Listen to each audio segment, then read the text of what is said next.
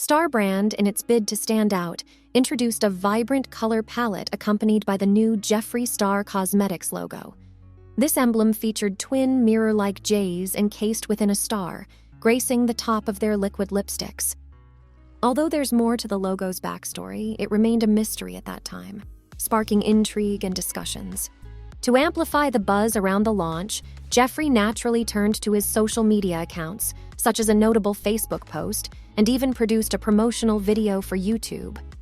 Interestingly, YouTube hadn't been his go-to platform for marketing till then.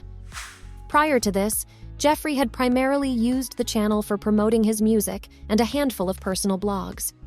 The launch video became the inaugural makeup-focused content on his channel, marking a shift in his online persona. Now, if you're familiar with the 4 Ps of marketing, you'll notice that Jeffree's approach was on point. He set a competitive price, maintained commendable product quality, strategically chose the online medium, which was apt for his digital native audience, and executed an impressive promotional campaign. Considering his celebrity status and the lack of saturation in the celebrity makeup line market, it was almost a given that the brand would flourish, and it did. Particularly, the shade Red Rum became an overnight sensation, selling out in merely a month. By the end of December, murmurs of expansion were already in the air. And though Jeffree claimed he was nearly broke post-investments, it was clear he had grand visions.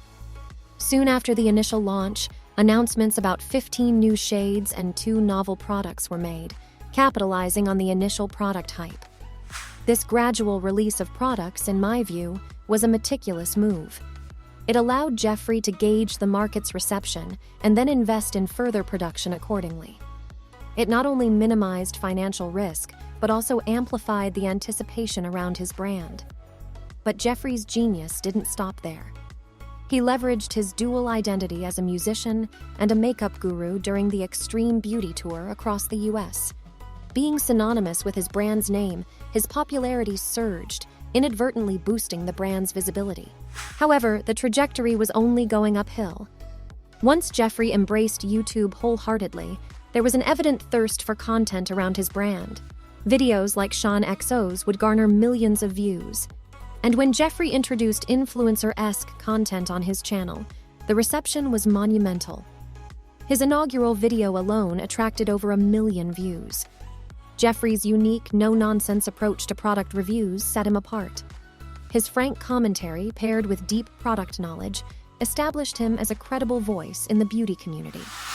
But as is common with fame, controversies were inevitable. Despite the hiccups, like disputes with YouTubers Rocky Roadkill and Makeup by Shayla, it was the 2016 episode involving Kat Von D that became the talk of the town. Kat publicly called out Jeffree for several alleged misdeeds, including not compensating a logo designer she had introduced to him. This controversy might have been the most significant the beauty community had witnessed up to that point. Yet, as the saying goes, there's no such thing as bad publicity. Despite the negativity, the scandal amplified Jeffree Star Cosmetics' visibility, arguably fueling its growth in the years that followed. Jeffree Star's brand took on a distinctive image when a fresh logo was introduced, a design with dual-mirrored J's inside a star, gracing the lid of their liquid lipstick. Although the full narrative behind the logo's origin wasn't disclosed, it raised eyebrows and stirred controversy. Delving into marketing strategies, using the 4 Ps as an example from a previous Fenty analysis, Jeffree's product ticked many boxes. The item was priced just right, of notable quality and proudly vegan, a rarity among makeup brands then. Its online availability suited Jeffree's predominantly online audience. Plus, he already had a celebrity edge, which made his makeup line stand out in a then untapped market. The initial launch of 3 shades did tremendously well. One shade, Red Rum, got snapped up entirely in a month. But it was evident that Jeffree had bigger plans. Not long after the initial launch, 15 more shades and 2 additional products, a lip scrub and a speculated moisturizer, were introduced. Given the buzz generated from the first 3 shades, it seems the subsequent product releases were well-timed to capitalize on the hype. The strategy seemed to involve a phased launch, possibly to manage costs and amplify brand enthusiasm. Even if this approach stemmed from a shortage of upfront capital, it was undeniably smart. This continuous reinvestment approach into the brand was lucrative, and Jeffree's self-promotion through the Extreme Beauty Tour further bolstered the brand's reach. But the real boost came when Jeffree delved deeper into YouTube. The community was already eager for Jeffree Star content, with some review videos hitting the 1 million views mark. When Jeffree finally made his YouTube debut, blending celebrity guest appearances with trending topics, his subscriber count surged. His candid, no-nonsense product reviews made him a trusted figure in the beauty community. Jeffree Star Cosmetics thrived, even amid scandals. An early controversy revolved around a disagreement with YouTubers Rocky Roadkill and Makeup by Shayla. However, a larger storm brewed when Kat Von D publicly called out Jeffree for various allegations, including non-payment to a logo designer. This event drew immense attention. But as with any publicity, this only heightened awareness of Jeffree's brand. His effective counter-response ensured the brand wasn't majorly tainted. Taking advantage of the spotlight, the brand released an array of products. In 2016 alone, their presence at DragCon, expansion to the UK, introduction of new product lines, and a phenomenal 700% growth marked their achievements. By 2018, their Blood Sugar palette release became a defining moment, grossing millions in profit. With all these triumphs, there were underlying tensions in the YouTube community that would eventually erupt, igniting another wave of controversy for Jeffree Star. The Dramageddon Part 1 had its roots in the controversial history of YouTubers like Laura Lee, Manny MUA, Gabriel Zamora, and Nikita Dragon. Jeffree's past racially insensitive remarks resurfaced, putting him in the spotlight. Even with his strong fan base, the debates surrounding his racist comments weren't easily dismissed. Numerous videos showcased Jeffree using derogatory language and racial slurs, some even shared by Jeffree himself. The nature of popular culture at the time, like the British TV show Little Britain, which featured racist jokes and blackface, made such incidents almost anticipated. However, when those close to Jeffree, such as David Anthony Munoz, showcased evidence of him using slurs in contemporary contexts, it further damaged his image. There were also allegations related to inappropriate actions with fans and derogatory comments about celebrities. A significant blow came from Jackie Aina, who publicly stopped supporting Jeffree Star Cosmetics, drawing attention to his past again. Jeffree's response on Twitter only confirmed he was still using such language. This pushed him to create a video addressing his racism, admitting his mistakes, but arguably not comprehensively addressing the breadth of the accusations. Despite the backlash, Jeffree continued his YouTube presence, even reviewing products like KKW. This video, although successful, had many hate watchers. Even high-profile defenders like Kim Kardashian were met with backlash. It was Shane Dawson's involvement that altered public opinion. Shane, already renowned for his YouTube series, collaborated with Jeffree for a documentary. This series humanized Jeffree, discussing his personal challenges and journey. It painted Jeffree as a multifaceted individual, not just a brand or online persona. The positive PR from this series led many to reconsider their stance on Jeffree's past. However, it also reignited past controversies, redirecting attention from Jeffree to other YouTubers, forcing them to confront their own histories. Jeffree's long-standing fan base proved crucial in supporting him through these trials. YouTubers including Laura Lee, Manny MUA, Gabriel Zamora, and Nikita Dragun laid the groundwork for what would later be known as Dramageddon Part 1. Jeffree's previous racial slurs came to the forefront, reflecting poorly on him. Despite a loyal fan base, the controversy surrounding him was hotly debated, rather than outright cancellation. Numerous videos emerged showing Jeffree using derogatory language, sometimes shared by him, causing online backlash. The cultural context during this time also highlighted popular British TV show Little Britain, known for its racist and homophobic content. This was the environment in 2018. Despite Jeffree's immense following, his reputation took hits when multiple individuals highlighted repeated instances of his inappropriate behavior. David Anthony Munoz, for instance, provided evidence of Jeffree using racial slurs.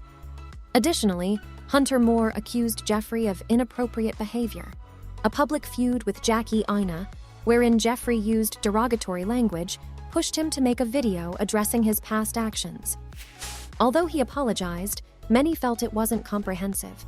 Nonetheless, his magnetic online presence kept his core audience intact.